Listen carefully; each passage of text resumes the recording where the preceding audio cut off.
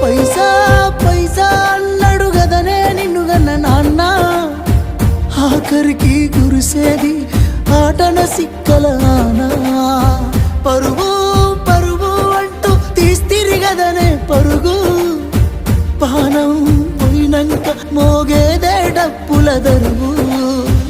ఉండదనికే హాని పిల్ల పాపాలతోని, హాయిగా బతుకేను వందేళ్ళు.